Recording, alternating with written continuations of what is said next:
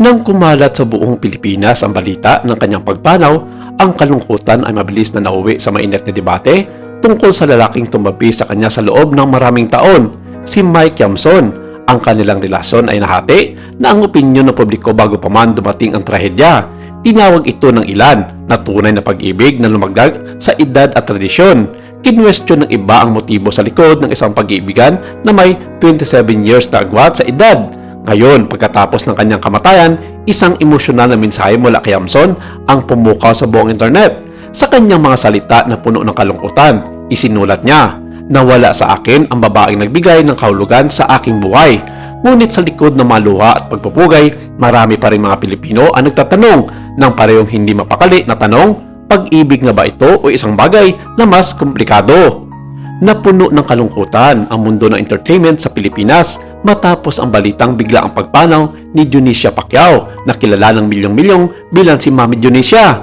Siya ay hindi lamang sikat bilang ina ng boxing legend at senador na si Manny Pacquiao, kundi bilang isang masiglang personalidad na madalas lumabas sa mga pampublikong kaganapan at programa sa telebisyon.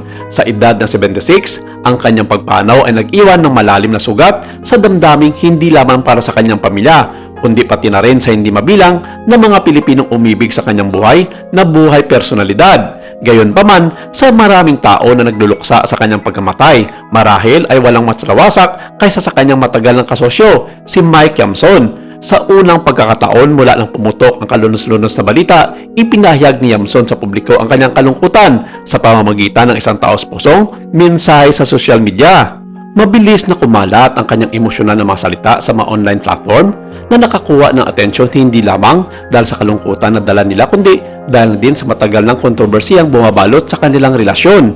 Habang patuloy na pinagtatalunan ng publiko ang kanilang relasyon, para kay Mike, ang sitwasyon ay mas personal. Sa kanyang emosyonal na mensahe online, nagpahayag siya ng matinding kalungkutan sa pagkawala ng babaeng tumabi sa kanya sa mga taon ng pagbuna at paghatol.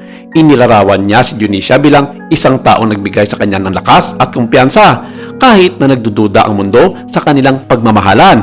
Ngayon, habang nagluluksa ang pamilyang Pacquiao sa pagkawala ng kanilang pinakamamahal na matriarch, nahaharap si Yamson sa hinaharap na wala ang babaeng naging mahalagang bahagi ng kanyang buhay.